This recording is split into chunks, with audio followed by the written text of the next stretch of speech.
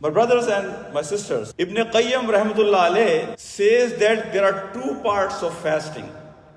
One is a physical part of fasting, that we abstain from eating, drinking, and from our desires. But the second part of fasting is our body, that our body also need to fast. That's why Prophet Muhammad sallallahu alaihi wasallam has said in one of the hadiths that you also have to make sure that you stay away from false talk. So you don't do backbiting, you don't lie, and you don't do cursing. And the second part, Prophet Muhammad sallallahu alaihi wasallam says that you abstain from all sins.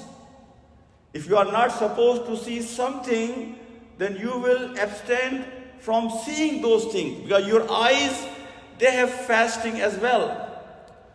The third thing Prophet Muhammad sallallahu alaihi wasallam says that stay away from jahal, stay away from ignorance. This jahal and ignorance has two parts. One part is that one is refusing to follow what he knows. He knows command of Allah subhanahu wa ta'ala, teaching of Prophet about something, but he refuses to follow. This is one component, one aspect of jahal. He knows that salah is prescribed by Allah subhanahu wa ta'ala, that I have to follow, but he ignores. That's one part of jahal. The second part of jahal is that acting in an irresponsible and arrogant way. Irresponsible and arrogant way. Somebody has cursed you and you also answer with the same tone. You start cursing him. That's also counted as ignorance, jahal, my brothers, that we have to avoid during our fasting. One concept which I want to share with you, that in Islam, deed has value according to the sincerity of the heart. In Islam, it does not matter what you have done for how long and how many times. What matters is when you were performing something, how sincere you were in your heart with Allah subhanahu wa ta'ala.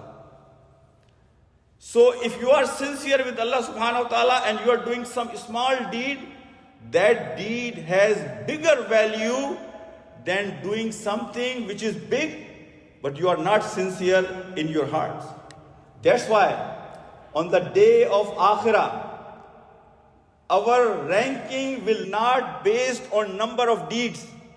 Rather, every deed will be weight of the deed. The currency of Akhirah is weight. That how much weight my deed, my action, my amal will have on that day, and that weight, wazan, will depend on sincerity of my heart. Month of Ramadan, we practice patience, we practice sincerity, we practice obedience of Allah subhanahu wa ta'ala, we practice sacrifice, we practice to how to feel pain of others. Important thing is that how we can have continuity of what we experience, what exercise we do in the month of Ramadan. Ibn Qayyim rahmatullah alayh has given us 4 tips that how, if we follow those 4 tips, inshallah, we will be able to continue what we have started in Ramadan in rest of the 11 month. The very first condition, before I will talk about what Ibn Qayyim has said, don't take Ramadan as an event. Don't take Ramadan as an event. Because if you will take that as an event, then once event is over, it will be out of your mind, will be out of your sight. You know, as a doctor, we always see patients, they come, I want to diet. And I tell them, this concept of dieting is wrong. You have to change your lifestyle. Because if you go for dieting with the concept of diet, you might do it for a month or two, and then you will get frustrated or exhausted, and then you will give up. Same thing, when we are experiencing and going through Ramadan, think about the 11th month after Ramadan, that whatever I have started, inshallah, I will do my best to continue those actions. The very first thing Ibn Qayyim rahmatullah alayhi says, make dua to Allah subhanahu wa ta'ala. The very famous dua with Prophet Muhammad sallallahu alaihi wasallam has taught to Muaz bin Jabal. Then Allahumma aini ala zikrika wa shukrika wa husni ibadati. Beautiful dua. And some of the ulama, they say that in every salah, the very last part of our salah before we say salam should be this dua.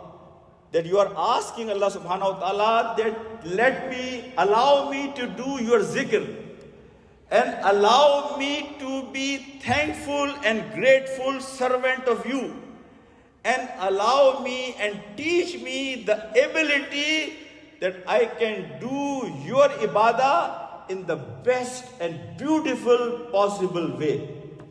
A beautiful dua and very simple dua.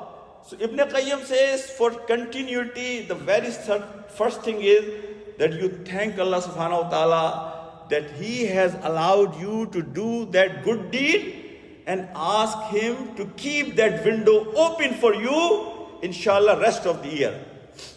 The second thing what Ibn Qayyim rahmatullah alayhi, he says, take deen easy. You know, our deen is an easy deen. Deen of fitrah, deen of nature. Don't go on extreme. Prophet ﷺ says that Allah loves the deed which is consistent, even if it's small. Even if it is small. So going on extreme, that I will just do this much, and after 10 days, the air is out of balloon, and then you are back to square one. So whatever easy, practically possible for you that you can do that. That's why hadith of Hazrat Aisha radhiyallahu ta'ala anha, if the Prophet had two choices, one is difficult and one is easy, he had always chosen the easy option. So Ibn Qayyim is saying that take deen easy. Okay, whatever practically possible for you, do it. In that way, you will be able to continue the deed. The third thing Ibn Qayyim rahmatullah alayhi says, and I'm going to spend few minutes on this. Remember Akhirah. Remember your death. Remember the day that you will be in front of Allah subhanahu wa ta'ala. You know, we ask everybody, what is your plan for summer? What is your plan for vacation? What is your plan for when you are going for trip? What is your plan for any worldly thing? How many times we ask each other, brother, what is your plan about Akhirah? What preparation that you are putting together that you will be able to face Allah subhanahu wa ta'ala with success? Death is something which can come all of a sudden. One of the brother was sharing a picture with me last night. 25-year-old brother, he did his iftar in the Masjid Maryam. Day before yesterday, he was not able to wake up yesterday morning. 3 small kids, young kids, 25-year-old.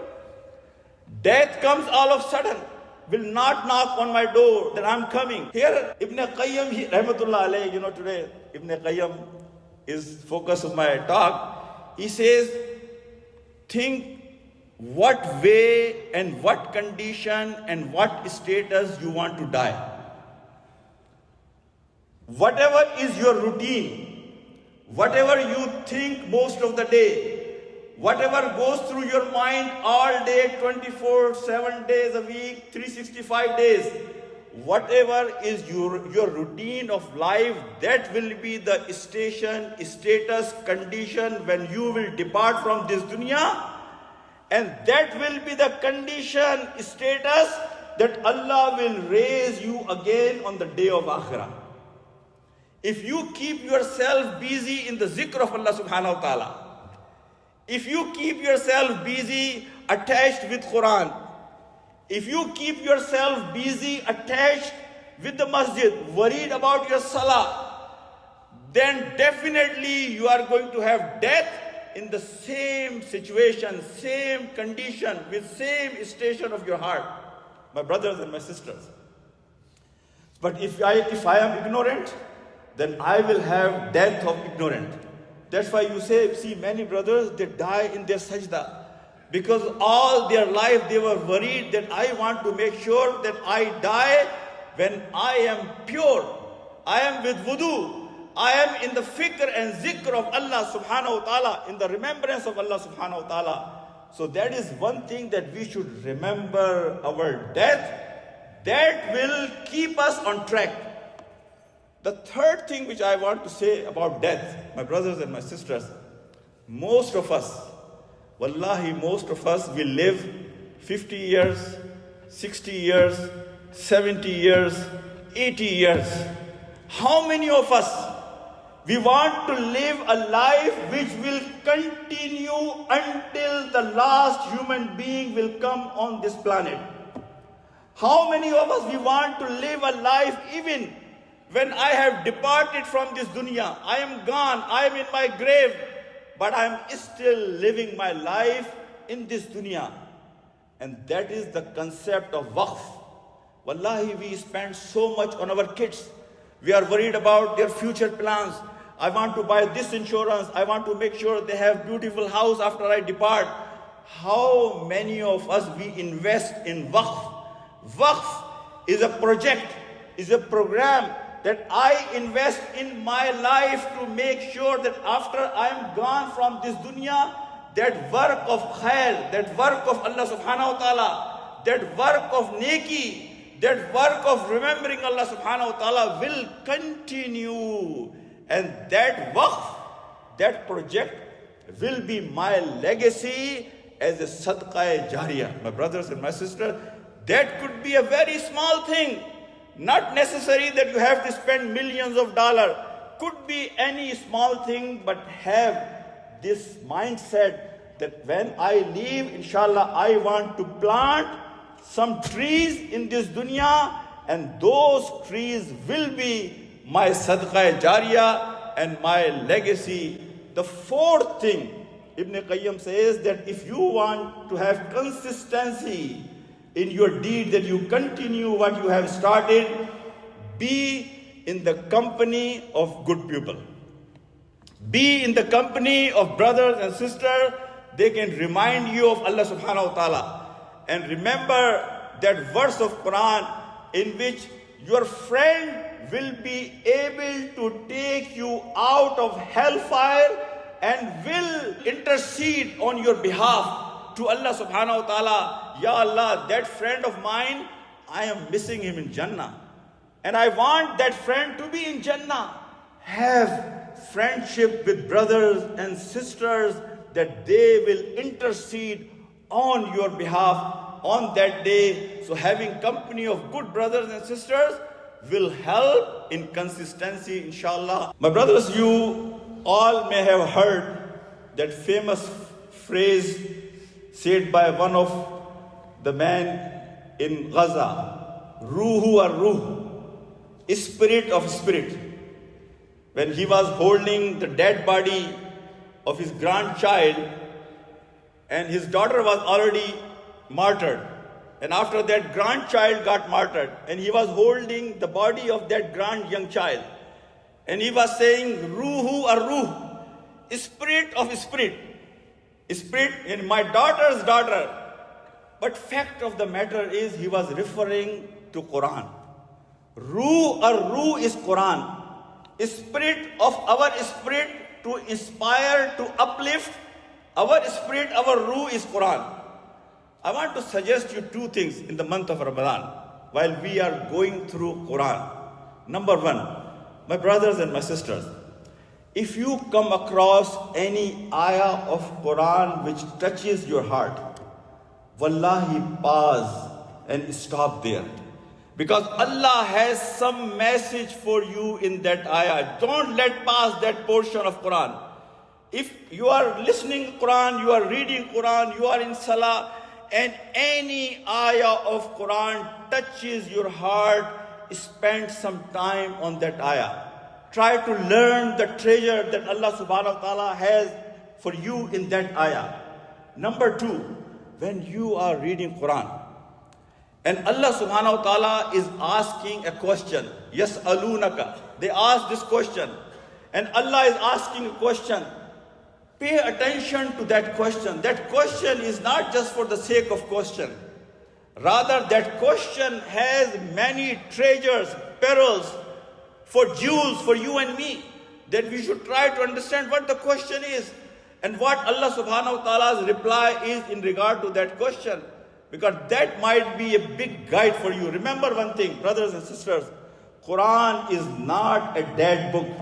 Wallahi, Quran wants to talk, wants to have conversation with you and me. I can give you just very simple, one quick thing. I was going for my hospital round one day, and I had my translation open. And I was listening to translation, and when I was coming off my car, I was thinking whether I should turn off my translation or I should just continue. And it was on speaker phone, and it was Urdu translation. Wallahi, as soon as I am entering in St. Elizabeth Hospital, main entrance, if you have gone there, in front of me there is a picture of Jesus. And the translation coming on my phone is, Jesus is nothing but servant of Allah subhanahu wa ta'ala. Jesus is nothing but servant of Allah subhanahu wa ta'ala. And I'm walking, I'm looking at the picture of Jesus, peace be upon him. Same Ramadan, this Ramadan, I had past experience of some business transaction that I lost. And I get some flashes of that loss sometime. And I feel, little, you can say, bad about it. And this Ramadan, I was listening to translation, and that thought was going through my mind again. And the ayah of Quran came talking about Qarun. And when Qarun was going with all his treasures, and some people were admiring upon Qarun, what a lucky and fortunate guy he is. I wish that I could be like Qarun.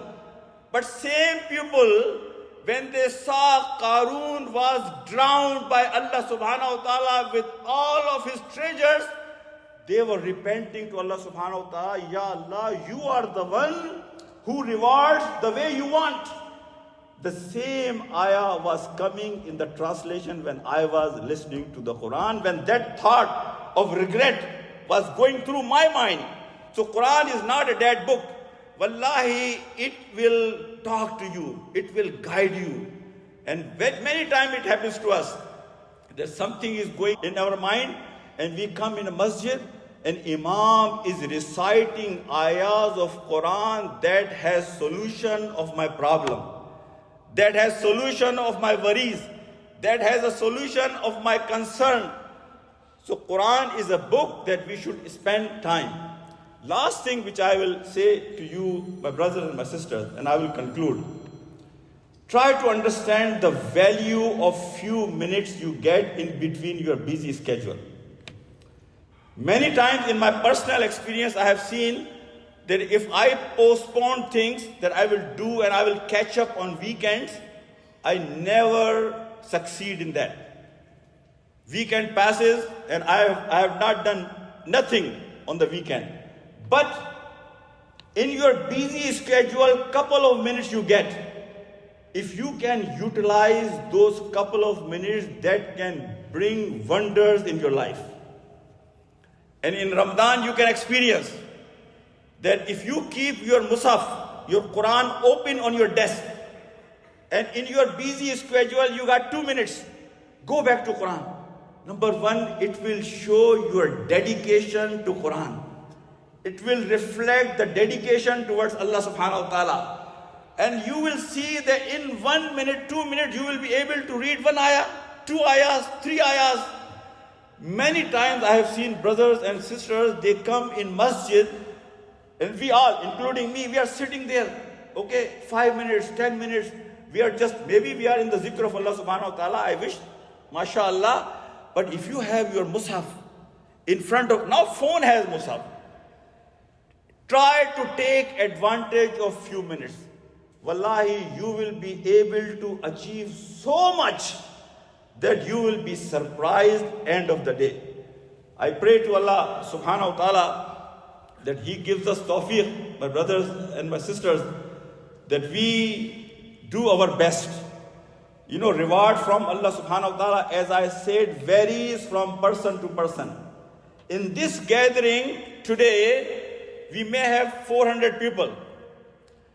But some of us may have reward in the eyes of Allah subhanahu wa ta'ala, as Prophet Muhammad sallallahu alaihi wasallam said, 10 out of 10. Because of their sincerity, because of the effort they have put to come to masjid, because of their station of heart with Allah subhanahu wa ta'ala. But some of us may gain nothing but curse of Allah subhanahu wa ta'ala. We may collect some sins when we are leaving the masjid. Wallahi, so reward with Allah subhanahu wa ta'ala depends, varies from person to person. So try to take advantage of this month of Ramadan. Spend as much time as possible in masjid. Wallahi, spend as much time as possible with Quran. And I have requested in my khutbah before Ramadan, try to read Quran with at least translation and with some tafsir. Wallahi, until and unless we will know what this book is talking about, our life will not change. Our life will be the same life what was 40 years ago.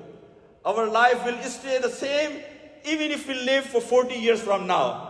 Our life can only change if I will read Quran, I will understand Quran with meaning and translation, because that is what going to give me the right perspective of life, right perspective of relationships, right perspective of how I should deal with each other, and right perspective of my business as well.